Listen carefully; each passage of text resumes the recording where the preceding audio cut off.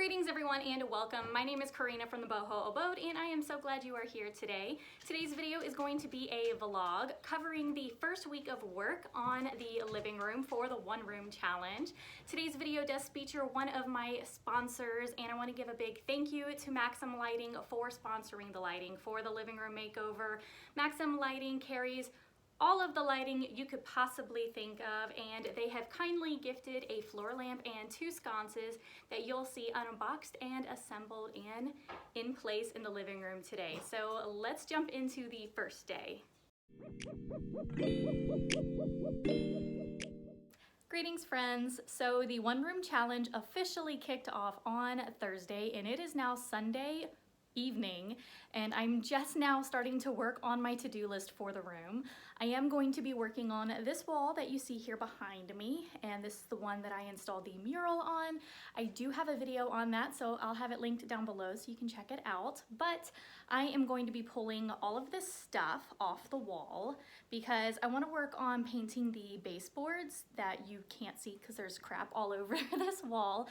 But I'm gonna take each wall at a time and paint the baseboards and the trim around the windows to get everything crisp and beautiful looking. Also, these boxes that you see here are the lighting for the room because there is no hardwired lighting in this room, so it gets very dark in the evenings, which you'll see soon because the sun is starting to set. And so the only thing that I've done besides the mural about a month ago is pick up a new chair to replace this recliner, and it's this rattan beauty that I found on Facebook Marketplace. I drove like a total of 3 hours to get it home today, and I found it for 40 bucks, and it's quite a steal because I do have a big rattan mirror that is going to go above a new sofa here, and it'll also tie into my rattan bistro set that I have on this wall. So I need to pull all this crap off, get things taped off, and I will show you my technique for getting ultra crisp paint lines on baseboards. So let me jump into it.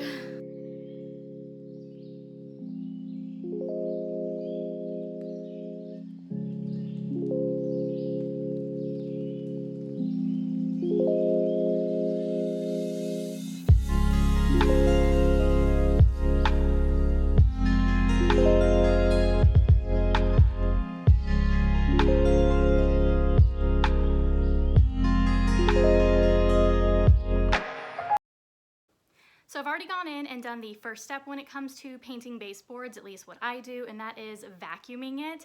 And that just gets pet hair, bigger pieces of loose debris off. And now we're going to go in and do a deeper clean to get things that are just stuck on there, loose pieces of paint, that kind of thing.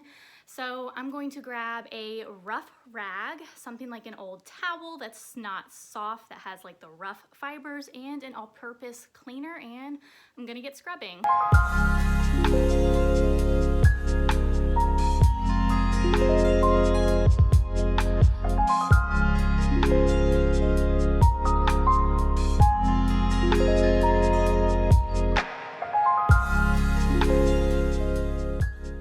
Now the next thing I'm about to do, you probably won't have to do. It's just that I painted a mural on this wall at one point in time and didn't really care about paint dripping.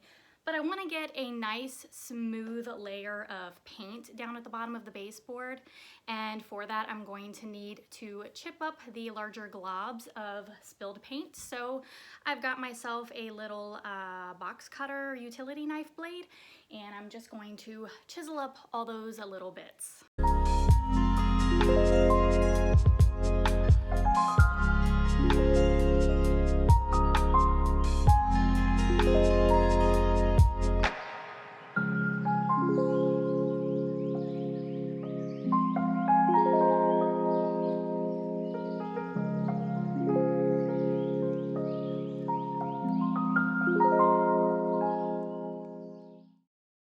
So I've nearly lost all sunlight at this point, and you can probably tell camera quality's gotten a little bad. It's all grainy back there, but I do want to get this done so it has time to dry before tomorrow, and that is putting the painter's tape down and sealing it with caulk, and I'll show you as best I can that process, but that's kind of my secret to getting ultra crisp paint lines when painting my baseboards.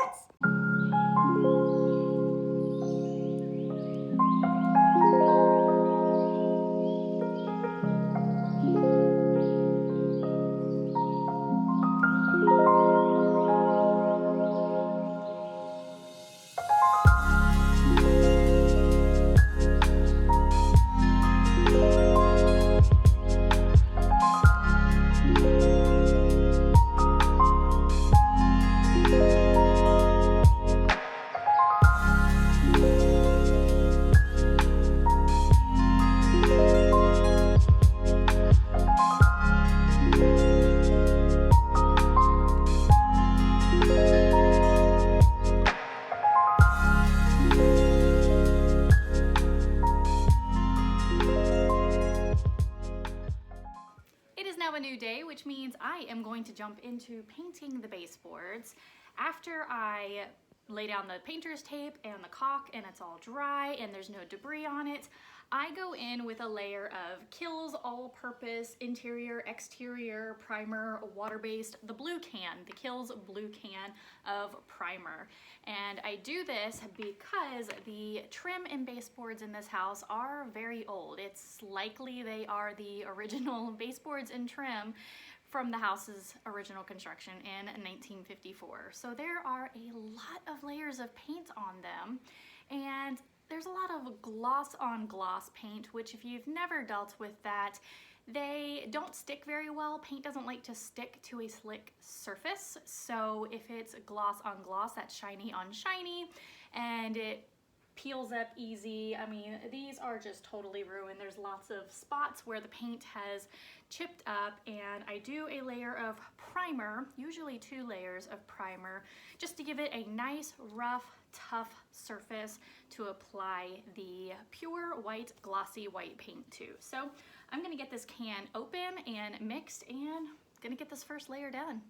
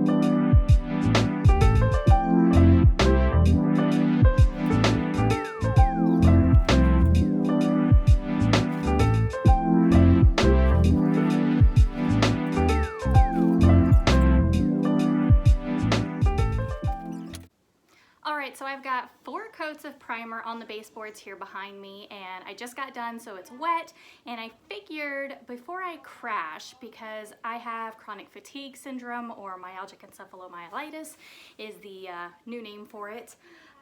If I push myself too much on days when I'm running low on energy, I will crash.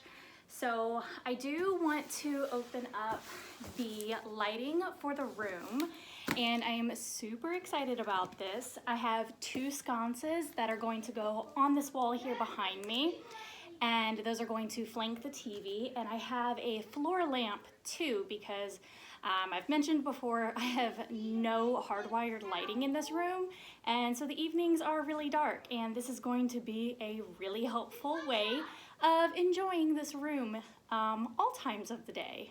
So I'm gonna go ahead and scoot on back, pull out my box cutter, and I'm going to start with the sconces first.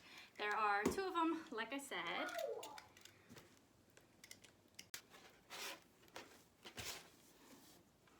So already you can see how gorgeous that is, that brass finish. So that is what the shade of the light fixture looks like, and you can see it's this brushed brass finish. It's gorgeous. It's totally going to pop against the dark wall.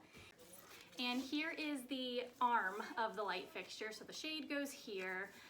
It has 2 knobs. Pull that closer so you can see. It has a knob there and a knob here so that you can adjust how the light is sitting on the wall. Hopefully you can see that. And then you just turn them to tighten it back in place. And it has a knob here, clicking to turn it off and on. It is a plug-in, and here you can see these are the bars that cover the cord, so you don't have exposed cord as it's running down the wall to the outlet. So this is nice and heavy. It feels like fantastic quality. It does have the option to be a hardwired sconce, so if that is the situation that you're in, you can pull this back plate off, and inside you'll have the wires wrapped, and you would just unwrap them so that you could attach it to the wires in your wall. And so that's the first one, and I'm going to quickly open up the second box so that we can get to the floor lamp. This light fixture is mostly a matte black, and let's see if I can get some of the plastic off real quick to show you. Ooh.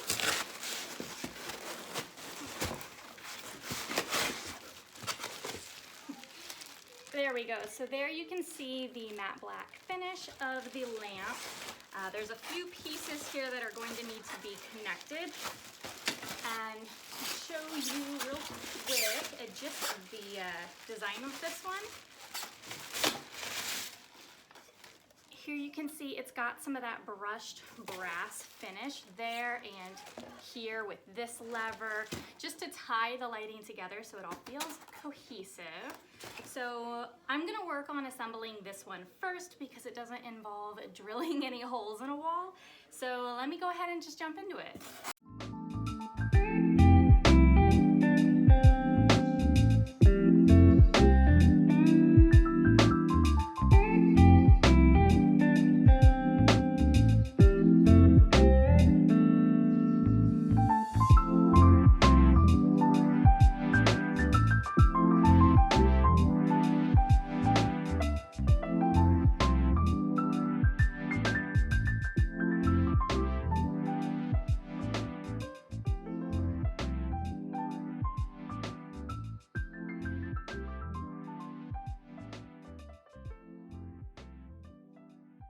And here's the fully assembled floor lamp. You can see it's got a really cool modern design, and I love the matte black with the brushed brass. And it is LED. There's an LED bulb underneath that white cap. And it does have a foot push button to turn it on. And I like that there's still plenty of space for my pup to get in here. He loves hanging out underneath this table, makes him feel safe. So that's what that looks like.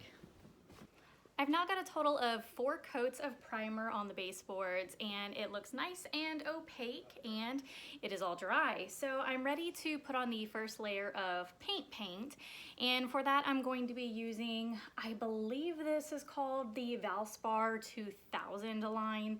It's supposed to be a paint and primer in one, I believe. I'm kind of running low. I've been using this for the doors and trim throughout the house, but it is the High Hide White, and I believe this is the High Gloss. I think that's what the reddish orange label at the top is.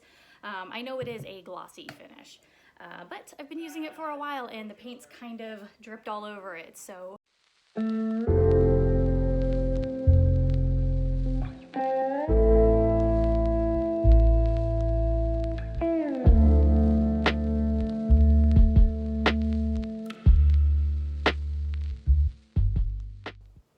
Hey there, so it's now Tuesday.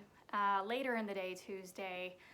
Yesterday's fear came to fruition and I crashed. And crashing for people with CFS is so you're having a moderately good day or good day, not a bad day basically. And so you got a little bit of energy and you keep pushing one task further, just trying to get as much done because you know you're not going to get a day like that again. And so the body crashes, it's like it makes itself so sick you can't do anything to force yourself to stop. So that hit me today. I'm hoping to come out of it enough to deal with the sconces, but I don't know if I'm going to get that far. I do have my box cutter here because I am going to pull up the painter's tape. But with my method, you don't just peel it up, you're actually going to cut along it. So some of it may even get left behind underneath tape, but it's the best way to get an ultra crisp line. So I'll set up my camera and get that done. Thankfully, I'm only doing this one wall at a time, and I started with the easiest of the walls, so I should have this up in no time.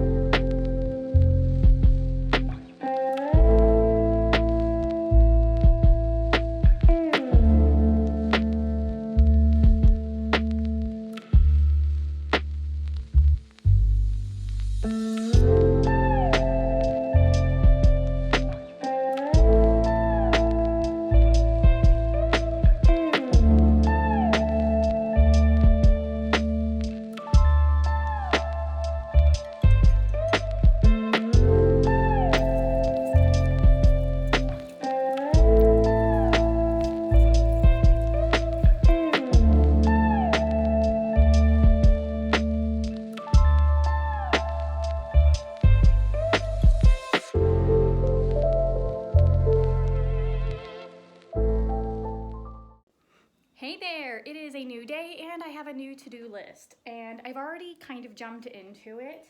I've cleaned up the floor a bit from the baseboard painting, but main thing that I've done is, so this wall on this side that has the sofa on it, I found the center point that lines up with the mural wall.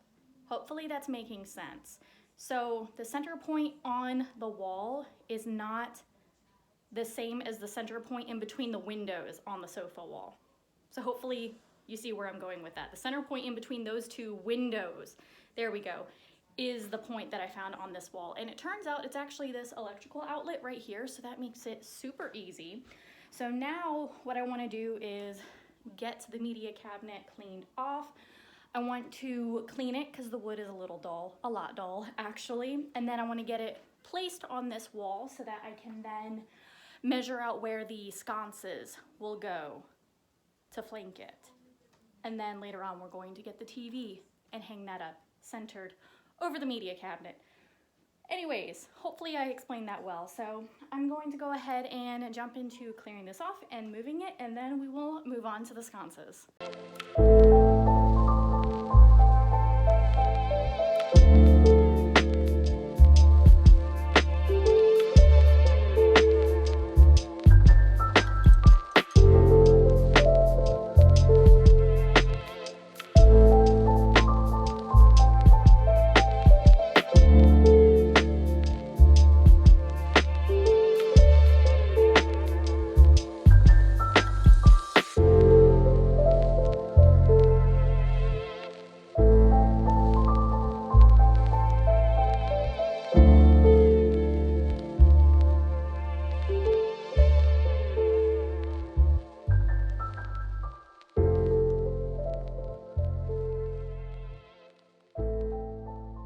My vintage credenza turned media cabinet looks so much better now that it's been cleaned and conditioned.